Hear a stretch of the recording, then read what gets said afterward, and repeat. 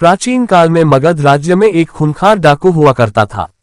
वह जंगल में रहता था और अपने इलाके से गुजरने वाले राहगीरों को मारकर लूट लेता था।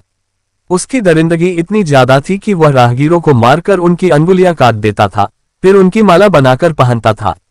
इसी वजह से उसे अंगुलिमाल डाकू कहते थे। अंगुलिमाल का इलाके में बहुत खौफ था।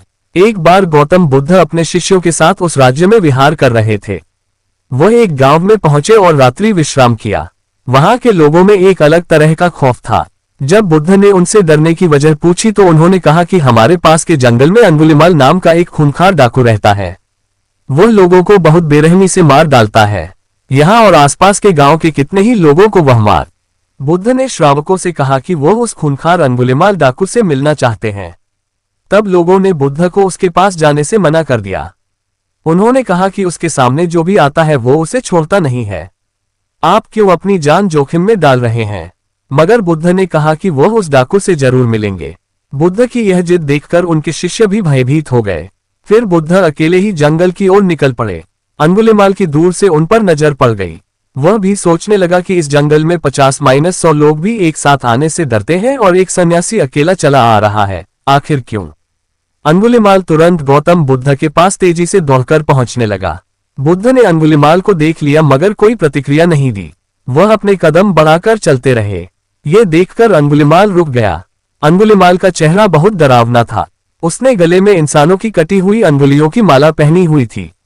उसकी आंखों में वहशीपन झलक रहा था, मगर बुद्ध के चेहरे पर बिल्कुल भी डर का भाव नहीं था। अंगुलिमाल ने बुद्ध से कहा कि हे सन्यासी, तुम्हें मुझसे डर नहीं लगता क्या? मैंने न जाने कितने ही लोगों को मौत के घाट उतारा है। मेरे गले में लटकी यह माला इस बात की गवाह है। बुद्ध ने बड़ी शालीनता से उसका उत्तर दिया। उन्होंने कहा कि तुझसे भला मैं क्यों डरूं? ये बात सुनकर अंगुलिमाल का क्रोध और बढ़ गया।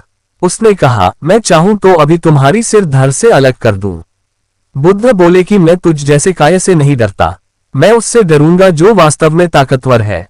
अंगुलिमाल अचरज में पड़ गया कि आखिर ये किस खेत की मिट्टी से बना है। उसने बुद्ध से कहा कि शायद तुम्हें मेरी ताकत का अंदाजा नहीं है। तभी बुद्ध बोले कि अगर तू वास्तव में ताकतवर है तो जा इस पेड़ की 10 पत्तियां तोड़कर ला। अंगुलिमाल की हंसी फूट पड़ी। वह राक्षसों की तरह जोर जोर से हंसने लगा और बोला, बस सिर्फ 10 पत्तियां? अरे पत्तियां तो क्या, मैं पूरा पेड़ ही उखाड़ ले आता हूं। बुद्ध ने कहा कि पूरा पेड़ उखाड़ने की कोई जरूरत नहीं है, सिर्फ उसकी 10 पत्तियां तोड़कर लाओ। अंगुलिमाल तुरंत पेड़ के पास पहुंचा और 10 पत्तियां तोड़कर वापस बुद्ध के सामने आ गया। उसके चेहरे पर हंसी अब भी खिल रही थी। अब बुद्ध ने बोला कि जाओ इन पत्तियों को जहां से तोड़ा है वहां वापस जोड़ दो। अंगुलिमाल की हंसी अचानक गायब हो गई। उसने कहा, यह कैसे हो सकता है? एक बार टूटने के बाद पत्तियां वापस कैसे पेड़ से जुड़ सकती हैं? फिर बुद्ध ने अंगुलिमाल से कहा कि उस चीज को तोड़कर कोई ताकतवर नहीं होता जिसे वापस न जोड़ा जा सके। तू इंसान का सिर धड़ से अलग कर सकता है लेकिन उसे वापस नहीं जोड़ सकता। असली ताकत तो उसमें होती है जो टूटे हुए को वापस जोड़ दे।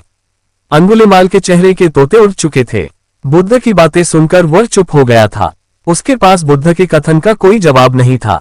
उसे खुद से ग्लानि होने लगी कि वह वास्तव में ताकतवर नहीं है। अगले ही पल अंगुलिमाल गौतम बुद्ध के पैरों में पड़ गया और कहने लगा कि उन्होंने उसकी आंखें खोल दी हैं।